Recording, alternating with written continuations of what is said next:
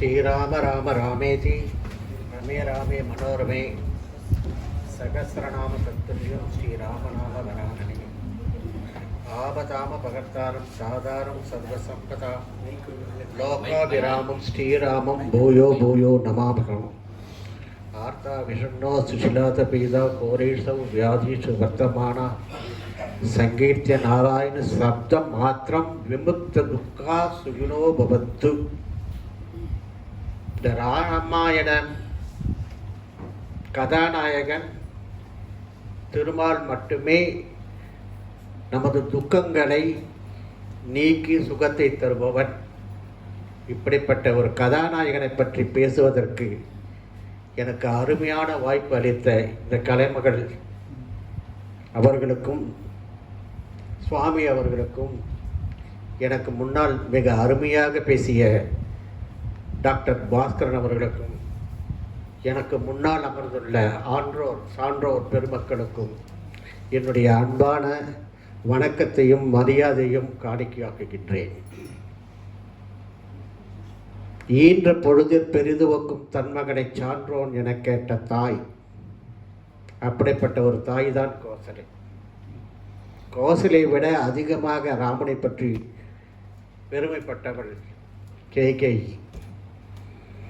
ஆனால் துர்புத்தி என்பது, கூடா நட்பு என்பது, யார் சொன்னாலும் கேட்பது என்பது, தலையை ஆட்டுவது என்ற ஒரு குணம் கைகேயிக்கு இருந்ததன் காரணமாக ஒரு நிமிடத்தில் அவள் ராமனை காட்டுக்கு அனுப்புவதற்கும் பரதனை நாடாளாக ஆள செய்வதற்கும் ஒரு யுக்தியை அவள் பின்பற்றுகிறாள். ராமாயணம் என்பது ஒரு இல், ஒரு சொல், ஒரு வில். அந்த காலத்தில் ராஜாக்கள் பல தார மனைவிகளை வைத்திருந்தார்கள், பல தாரங்களை பல மனைவிகளை கொண்டிருந்தார்கள். ஏன் தசரதனுக்கே நமக்கு தெரிந்த 3 மனைவிகள். அப்படிப்பட்ட நிலையில் இந்த ஜென்மத்தில் நான் இன்னொரு மாதிரி நினைக்க மாட்டேன் என்ற ஒரு சிறந்த வாழ்வியல் சிந்தனையை காட்டியது ராமாயணம். ஒரு மனிதன் வாழ்க்கையில் எப்படியெல்லாம் கஷ்டப்பட நேரிடலாம் என்பதை வாழ்ந்து காட்டியவன் ராமாயணம். ராமன் நினைத்திருந்தால் ஒரு நிமிடத்தில், ஒரு கண நேரத்தில் ராவணனை அழித்திருக்கலாம். ஆனால் மனிதனாக பிறந்தவன் எல்லாருக்கும் எப்படி ஒரு சாலையில் செல்லும் பொழுது மேடும் உண்டு, பள்ளமும் உண்டு, அதே போன்று இன்பமும் உண்டு, துன்பமும் உண்டு என்பதை நமக்கு வாழ்ந்து காட்டிய ஒரு பெருமையை கொடுத்தவன் ராமன். அதே போன்று பாரதத்தில் இருப்பது போல அனுமனுடைய கொடி இருந்த வரையில் யாருக்குமே எந்த தீங்குமே ஏற்படவில்லை. நான் என்னுடைய எல்லையை விட்டு செல்லவில்லை. இருந்தாலும் அனுமன் இருப்பதால் போர் முடிகிறது, மகாபாரத போர்.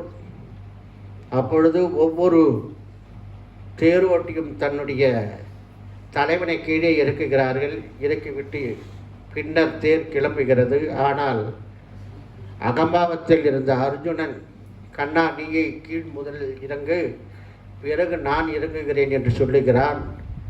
ஆனால் கண்ணன் நீ முதலே இறங்கு என்று சொல்லுகிறான். அனுமன் இறங்கிய பிறகு தேரை விட்டு இறங்குகிறான். அந்த கொடி அப்படியே எரிகிறது. காரணம், அதுவரை அதை காத்த அனுமன் அங்கிருந்து போய்விட்டான். எனவே ராமாயணத்தில் மட்டுமில்லை, மகாபாரதத்திலும் நாம் சொல்லின் செல்வன் என்று புகழும் அனுமன் வந்திருக்கிறான். அந்த அனுமனை 5 1 பெற்றான். 5 1 தாவி 5 1 6ஆக ஆறுயர்க்காக ஏங்கி 5 1 பெற்ற அணங்கை கண்டு அயலார் ஊரில் 5 1 வைத்தான். அவன் நம்மை அழித்து காப்பான். மிக்க நன்றி. எனவே அனைத்து இயற்கையையும் தன்னுள்ளே கொண்டது ராமாயணம். நதியை ஆகட்டும், கொடியை ஆகட்டும், விலங்கை ஆகட்டும், பறவை ஆகட்டும், எல்லாவற்றையும் பயன்படுத்தி கொண்ட ஒரு களம்தான் ராமாயணம். ராமன் அயோத்தி விட்டு போகும்பொழுது அங்கே இருந்த மரக்கொடியெல்லாம் போகாதே ராமா, போகாதே ராமா என்று சொன்னன. அதே கொடிகள் ராமன் திரும்ப பட்டம் ஏற்க வரும்பொழுது திரும்ப வந்து விட்டாயா, வருக வருக என்று சொல்லுவதாக கம்பன் சொல்லுகின்றான். வால்மீகி ராமனை ஒரு சாதாரண மனிதனாகத்தான் பார்த்தான். வால்மீகி ஒரு கொள்ளைக்கூட்ட தலைவன். அவனால் ராமா என்று சொல்ல முடியவில்லை. ஆனால் அந்த மரம் எது என்று கேட்கிறார்கள், அது மரா என்று சொல்லுகிறார்கள். மரா என்று திரும்ப சொல்லி என்கிறார்கள். மரா என்று சொன்னது ராம ராம என்று மாறி அவனுக்கு நற்கதியை அளித்தது. ஆனால் நமது ஆழ்வார், கம்பனை நாம் கம்பநாட்டு ஆழ்வார் என்று தான் சொல்லுகின்றோம். அவர் ஒரு கம்பத்தின் பக்கத்தில் பிறந்ததால் அவர் கம்பர் என்று அழைக்கப்பட்டதால் அவர் ராமனை சடையப்ப வள்ளலால் அவர் வளர்க்கப்பட்டு ராமனை பற்றி பாட ஆணையிட்ட பொழுது ராமனை ஒரு அவதாரமாகத்தான் பாடுகின்றார். ராமனை ஒரு கடவுளாகத்தான் பார்க்கின்றார். அப்படிப்பட்ட ராமாயணத்தில் எனக்கு மிகவும் மிகவும் பிடித்த ஒரு பாத்திரம் அனுமன். அனுமன் சிரஞ்சீவியாக இருக்கக்கூடிய ஒரு ராம பக்தன். எத்திர ரகுநாத கீர்த்தனம் தத்திர தத்திர கிருதமஸ்ய காஞ்சலிம் பாஷ்பவாரி பரிபூர்ண லோச்சனம் மாருதும் நமத ராட்சச சாத்தகம். எங்கே எங்கே ராமனுடைய புகழ் பாடப்படுகின்றதோ அங்கெல்லாம் நான் தலையில் கை குவித்து இருந்து வணங்குவேன் சிரஞ்சீவியாக. அந்த அருளை தந்தவன் அனுமனுக்கு ராமன். தன்னுடைய நெஞ்சை பிளந்து காட்டும் பொழுது நெஞ்சில் ராமனையும் சீத்தனையும் காட்டக்கூடிய ஒரு பக்தனாக இருந்த அனுமன் இன்றும் நம்மால் போற்றப்படுகின்றான். ராமன் இருக்கும் கோயிலில் எல்லாம் எப்படி சிறிய திருவடி இருக்கின்றதோ அதே போன்று பெரிய திருவடியும் இருக்கின்ற ஒரு நிலையை நாம் பார்க்கின்றோம். அதனால்தான் அவன் எப்பொழுதுமே நமது கலைமகள் அவர்கள் சொல்லுவார்கள் பாசிட்டிவ் என்று சொல்லுவார்கள். எனக்கு ரத்தத்துக்கு தான் பி பாசிட்டிவ். எண்ணங்கள் எல்லாம் இப்பொழுதுமே பயத்தில் தான் ஓடிக்கொண்டிருக்கும். இப்படிப்பட்ட ஒரு வாய்ப்பை கொடுக்கும்போது கூட டாக்டர் அவர்கள் மிக அழகாக பேசுகின்றார்கள். எல்லோரும் அழகாக பேசுகின்றார்கள். நமக்கு முன்னால் இருப்பவர்கள் ஆற்றல் மிக்கவர்கள். இவருக்கு முன்னால் எப்படி பேச முடியும் என்ற பயம் எனக்குள்ளே இருந்தது. அப்பொழுதெல்லாம் அவர் பி பாசிட்டிவ் என்னுடைய ரத்தத்தை நினைவு கூறுவார். எனவே இயற்கையை பாடினான் ராமன். அனுமன் சொல்லின் செல்வன் என்று அழைக்கப்பட்டான். அங்கே சீதையை பார்த்துவிட்டு வரும்பொழுது சொல்லக்கூடிய வார்த்தை நமக்கு பாசிட்டிவ் திங்கிங். கண்டேன் சீதை என்று சொல்லிக்கொண்டே வரும்பொழுது அனுமன் இவன் எதை சொல்லுவான் என்று தயக்கம் கொண்டிருந்த வேளையில் அது நல்ல வார்த்தையாக அமைந்தது. ஒரு நல்ல தூதனாக அவர் இருந்தார் என்பதை நாம் பார்க்கின்றோம். இதில் பார்க்கும் பொழுது ராமாயணத்தில் 7 காண்டங்கள் இருக்கின்றன. ஒவ்வொரு காண்டத்திலும் பல பாத்திரங்கள். சில பாத்திரங்கள் நம்மை எப்படி வாழ வேண்டும் என்று சொல்லுகின்றன. சில பாத்திரங்கள் நாம் எப்படி வாழக்கூடாது என்பதும் சொல்லுகின்றன. நாம் ராவணனை சாதாரணமாக எடை போட்டு விட முடியாது. பெண்ணாசையால் வந்த ஒரு கதை தான் ராமாயணம். மண்ணாசையால் வந்தது தான் மகாபாரதம். 3வது ஆசை பொன்னாசையால் வந்ததுதான் மைதாஸ் கதை.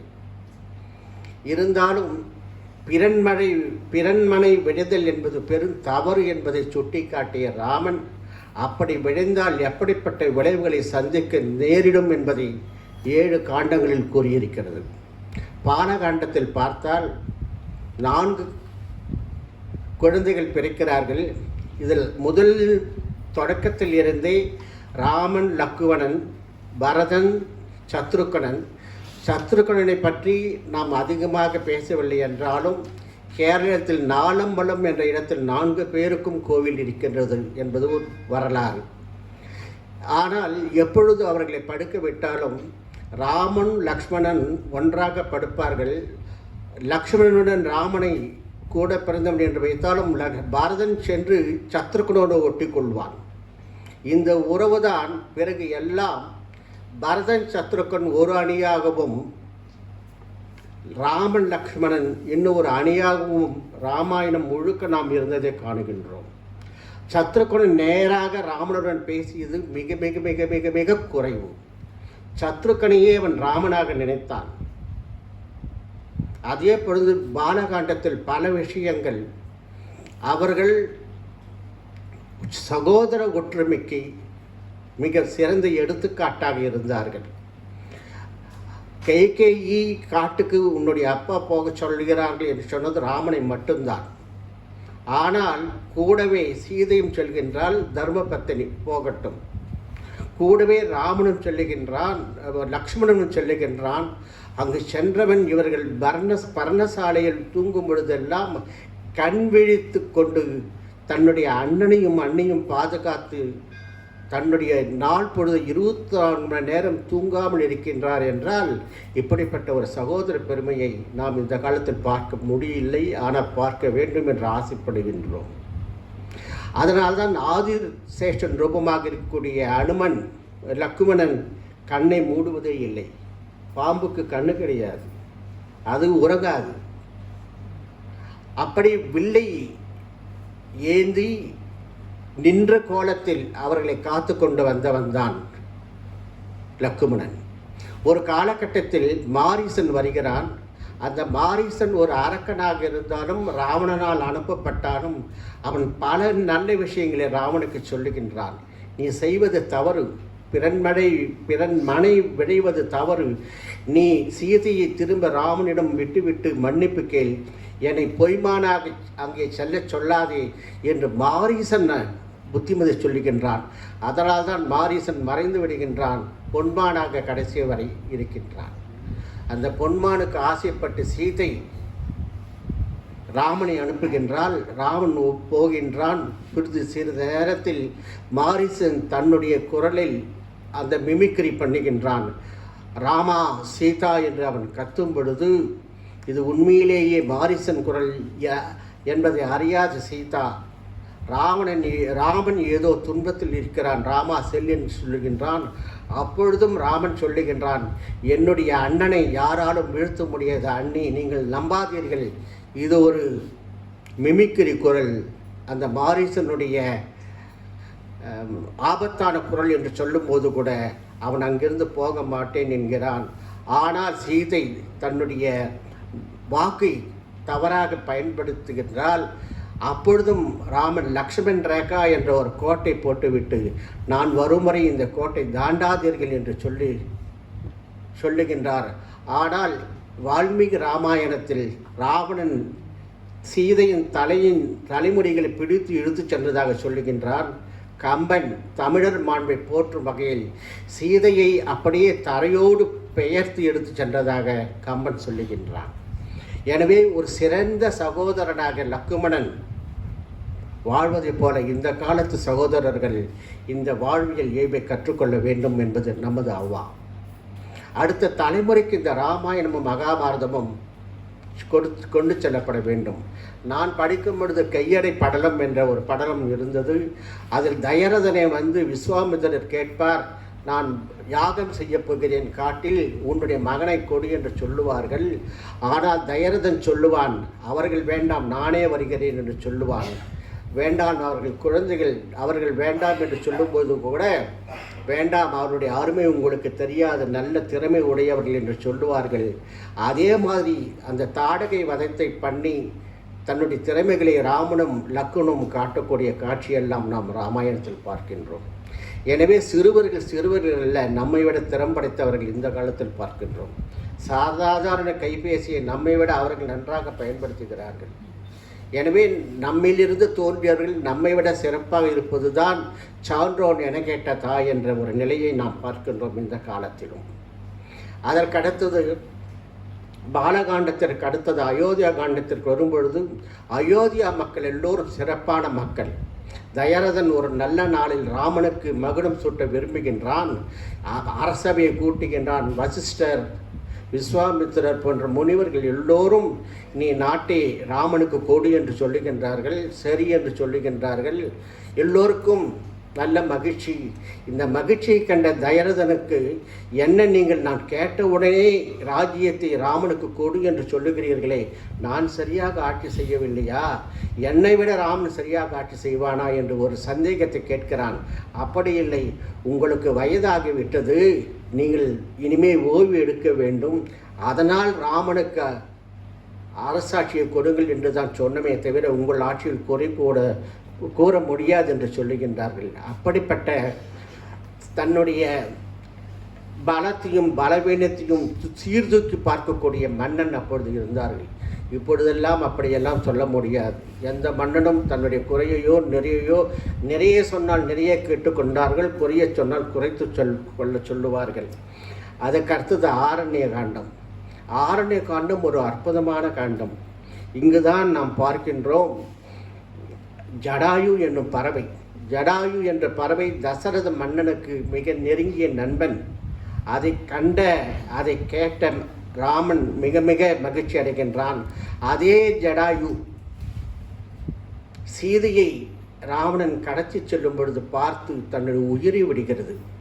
ஒரு நட்புக்காக தன்னை உயிர் விடும் பறவையினுடைய உறவை கொண்டவன் ராமன் என்பதை நமக்கு மெய்சிலிருக்க வைக்கின்றது. அதே போன்றுதான் ஆரண்ய காண்டத்தில் பல விஷயங்கள் நடக்கின்றன. ஒரு நிலையில் கிஷ்கிந்தாவில் உள்ள சுக்ரீவன் உனக்கு ராமனை சீதையை திரும்ப மீட்டுத்தர உதவுவான், அவன் பலம் பொருந்தியவன், எனவே ஜடாயு மூலம் ராவணன் சீதையை இலங்கைக்கு பக்கம் தெற்கு பக்கம் கடத்தி சென்று உள்ளான் என்ற செய்தியை கேட்ட பிறகு சுக்ரீவனை தேடி செல்கிறார்கள். அங்கே சுக்ரீவன் மறைந்து கிடக்கின்றான் ஒரு ஆசிரமத்தின் உள்ளே. அந்த ஆசிரமத்தின் உள்ளே வாலியால் வர முடியாது. வாலி அதில் உள்ளே நுழைந்தால் அவனுக்கு தலை வெடித்துவிடும். அது ஒன்றுதான் வாலி சுக்ரீவனுக்கு பாதுகாப்பான இடம் என்ற நிலையில் அங்கு மறைந்திருந்தான். அப்பொழுது தான் அனுமனுடைய தொடர்பு ராமனுக்கு கிடைக்கின்றது. அப்பொழுது அனுமன் ஒரு பிராமணர் குழந்தை வடிவத்தில், அனுமனுக்கு சிறப்பு என்றால் விஸ்வரூபம் எடுக்க முடியும், சிறிய உருவம் எடுக்க முடியும், அழகாக பேச முடியும், அனுமானிக்க முடியும் என்ன நடக்கும் என்று. இது எல்லாம் அனுமனுக்கு உரிய விசேஷ குணங்களாக ராமாயணம் சொல்லுகிறது. ஆகவே சிறிய வேதியராக வந்து வேவு பார்க்கும் நிலைதான் அனுமனுக்கும் ராமனுக்கும் லக்ஷ்மணுக்கும் உள்ள தொடர்பு. ஒருவேளை இவன் வாலி அனுப்பப்பட்ட ஆளோ, இவன் நம்மை தீர்த்து கட்ட வந்திருக்கிறான் என்று சுக்ரீவன் அவர்களை அனுப்புகிறார். அனுமன் வந்து பார்க்கின்றான், முகத்தில் இருக்க பொலிவு, இவர்கள் சாதாரண ஆள் இல்லை, இவன் ஈசனோ பிரம்மனோ என்ற ஒரு கேள்வியை கேட்கிறார்கள். நாராயணனோ என்ற ஒரு கேள்வி அங்கு வரவே இல்லை. ஏனென்று கேட்டால் அங்கே வந்திருப்பது நாராயணன். ராமன் நாராயணன் என்ற நிலையில் அங்கு கம்பன் இது பிரம்மனோ சிவனோ என்று தான் கேட்கிறாரே தவிர ராமனோ என்று கேட்கவே இல்லை. அதற்கு பிறகு அனுமன் சொல்லுகின்றான், நான் சுக்ரீவனுடைய மந்திரி, எனவே சுக்ரீவன் இப்பொழுது வாலிக்கு பயந்து அந்த ஆசிரமத்தில் இருக்கின்றான், குகைக்குள் இருக்கின்றான். நீங்கள் சுக்ரீவனுக்கு உதவி செய்து வாலியை கொன்றுவிட்டால் ராவணனை கொல்வதற்கு சுக்ரீவன் உதவுவான் என்ற ஒரு நற்செய்தி சொல்ல உடனே கேள்விப்படுகின்றான். சரி, நான் வாலியை கொன்று விடுகின்றேன், நீ எனக்கு சீதையை மீட்டுத்தர உதவி செய்ய வேண்டும் என்று சொல்லுகின்றான். எனவே தன்னை சரணடைந்தவர்களுக்கு முழு உதவி செய்யக்கூடியவர் ராமன் இங்கு ஒரு நல்ல வாழ்வியல் சிந்தனை நமக்கு தருகின்றான். வாலிக்கு இருக்கக்கூடிய ஒரு திறமை என்னவென்றால், தனக்கு எதிரே இருக்கக்கூடியவருடைய சக்தியில் பலத்தில் பாதி தான் பெறக்கூடும். அந்த நிலையில்தான் ராமன் ஒரு மரத்தின் பின்னால் நின்று அம்பு எய்து ராவணனை வாலியை கொண்டு விடுகின்றான். வாலி அந்த அம்பை எடுத்து பார்க்கின்றான். அதில் ராமனால் எய்தப்பட்ட அம்பு என்று தெரிந்து, ராமா நீ ஏன் இப்படி செய்தாய்? இதற்கு 2 காரணம். சுக்ரீவன் என்னிடம் சரணடைந்தான். நீ சுக்ரீவன் மனைவி தாரையை பெண்டு கொண்டாய், இவையெல்லாம் நீ செய்த தவறு என்று சொல்லுகின்றான். வாலி சொல்லுகின்றான், மனிதனுக்குத்தான் இப்பொழுது ஒரு தாரம் என்ற சட்டம் உண்டு, எங்கள் குரங்கு இனத்தில் இப்படி கிடையாது என்றெல்லாம் சொல்லுகின்றான். பரவாயில்லை, அந்த நிலையிலும் என்னுடைய தம்பி சுக்ரீவன் தவறு செய்தால் அதை பெரிதாக எடுத்துக்கொண்டு அவனை தண்டிக்காதே, அவனுக்கு எல்லா உதவியும் செய். இத்தனைக்கும் நேர் தம்பி இல்லை, ஒரே தந்தை 2 தாய் அவர்கள். அந்த நிலையிலும் அனுமன் சுக்ரீவனுக்கு நீ எல்லா உதவியும் செய், என்னுடைய உயிர் போனாலும் பரவாயில்லை என்று சொல்லக்கூடிய நம் வாலியினுடைய வீரத்தை பார்க்கின்றோம். இப்பொழுது அப்படிப்பட்ட தம்பிகள் இருப்பார்களா? பங்காளிகள் என்ற வார்த்தை நம்மை பதம் பார்த்து விடுகின்றதே. சொத்து என்பதற்கு இந்த ஆசை என்பது சொத்தின் மேல் ஆசை, அதான் மண்ணாசை. முதியோர்கள் இப்பொழுது முதியோர் இல்லங்கள் எவ்வளவு இருக்கின்றன, அதற்கு காரணங்கள் என்ன? ஆசை ஆசை ஆசைத்தான். அதற்கு அடுத்தது கிஷ்கிந்தா காண்டம்.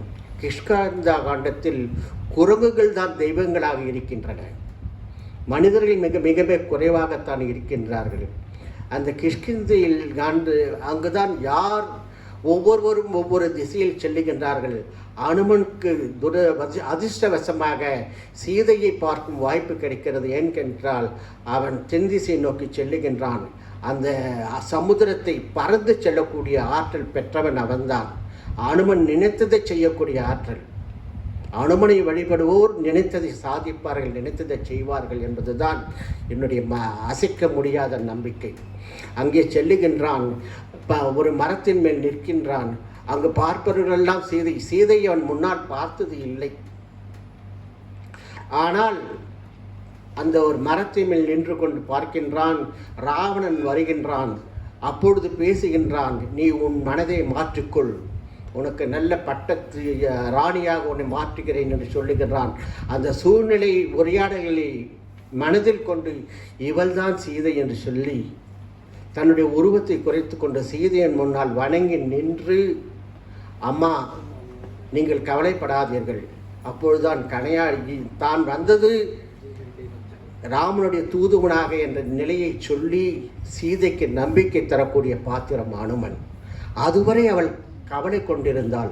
அப்பொழுதுதான் சொன்னால், நான் ஸ்ரீதேவி பூதேவி என்ற பெருமாளுக்கு 2 தாயார்கள், இதில் நான் ஸ்ரீதேவி லக்ஷ்மி வந்திருக்கின்றேன், அவருக்கு இன்னொரு மனைவி இருந்து இந்த பிறவியில் இன்னொரு மாந்தரை நினையேன் என்ற ஒரு விஷயத்தை நீ ராமனுக்கு நினைவுபடுத்தி என்று தன்னுடைய கணையாழி மோதிரத்தை கழட்டி கொடுத்து பல விஷயங்களை சொல்லுகின்றாள் அனுமனுக்கு. அனுமன் சொல்லுகின்றான், நான் இந்த நிமிஷமே உங்களை என்னுடைய தோளில் தூக்கி கொண்டு அயோத்திக்கு சென்று விடுவேன், ஆனால் என்னுடைய ராமனுக்கு அது அழகு அல்ல என்று நேராக அடுத்தது போர் வந்தால் இந்தந்த ஊரில் எந்தெந்த இடம் நாம் பாதுகாப்பு அற்றதாக இருக்கலாம் என்பதை கவனிப்பதற்காக நேராக ராவணன் முன்னே சென்றுகின்றான். ராவணனிடம் சொல்லுகின்றான், நீ சீதா பிராட்டியை விட்டுவிடு, உனக்கு அப்பொழுதுதான் நல்ல காலம் பிறக்கும் என்றெல்லாம் சொல்லுகின்றான். ராவணன் கேட்கவில்லை. அப்பொழுது குண்டோ அங்கே இருக்கின்ற கும்பகர்ணன் விபீடனன் தன்னுடைய கட்சியை மாற்றிக்கொண்டு ராமனிடம் வந்து சரணாகதி அடைகின்றான். ஆனால் கும்பகர்ணன் அடையவில்லை. காரணம் என்னவென்று கேட்டால், ராமனுடைய அவதார நோக்கமே ராவணனையும் கும்பகர்ணனையும் அழிப்பதுதான். கும்பகர்ணன் கட்சி மாறிவிட்டால் அழிப்பதற்கான ஆதாரமே இல்லாமல் போய்விடும். எனவே தான் இரண்யவனாகவும் இரண்ய கசிபுவாகவும் இருந்தவன் தான் ராவணனாகவும் கும்பகர்ணனாகவும் வருகிறார்கள். எனவே நீ போ, நான் இவனுடைய உணவை உண்ட காரணத்தால் நன்றியை எப்படி அங்கே கர்ணன் நன்றியோடு துரியோதனன் இருந்தானோ அதே போன்று இங்கு நன்றியை காட்டுவதற்காக கும்பகர்ணன், அங்கு ஒரு கர்ணன் இங்கு ஒரு கும்பகர்ணன், பாதி நேரம் தூங்கினாலும் நல்ல பலம் வாய்ந்தவன். அவன் சொல்லுகின்றான், நான் நேற்று போல் இன்று இருக்காது, இன்று போல் நாளை இருக்காது, நாம் இந்த நாள் மட்டும் தோற்றிருக்கலாம், நாளை ஜெயித்து விடலாம் என்று சொல்லுகின்றான்.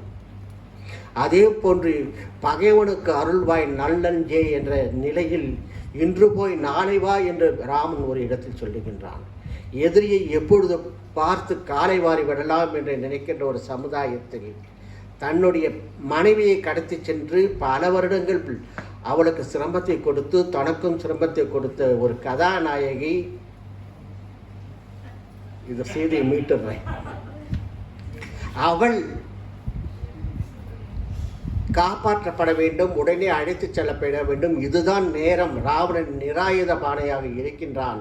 அவனை கொன்று விடலாம், கொன்றுவிட முடியும் என்ற நேரத்தில் கூட இன்று போய் நாளை வா என்று சொல்லி அவனுக்கு கருணை காட்டக்கூடிய ராமன் ஒரு கருணை ராமன். அந்த கருணை தான் நாம் கொள்ள வேண்டும். நமது வாழ்க்கையில் சிம்பதி இருக்கிறது, ஆனால் எம்பதி இருப்பதில்லை.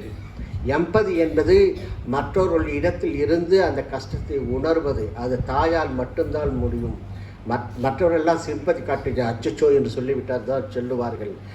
அதே போன்று யுத்தகாண்டம், அவர் நின்று விட்டார், நான் யுத்தத்தை சீக்கிரம் முடிக்க வேண்டும். அதற்கு பிறகு உத்தரகாண்டம் என்பது முதலில் கிடையாது. அதை ஒட்டக்கூத்தர் தான் பின்னாட்களில் எழுதினார். ராமனுடைய பட்டாபிஷேகம். அப்பொழுதும் 14 வருடங்கள் ஆகிவிட்டன. ராமன் இன்னும் வரவில்லை. தீயை மூட்டினான் பரதன். 3 சுற்று சுற்றினான். நான் இதில் தீயில் விழுந்து எரிகிறேன், ராமன் வருவதற்கான அடையாளமே தெரியவில்லை என்று புலம்புகின்றான்.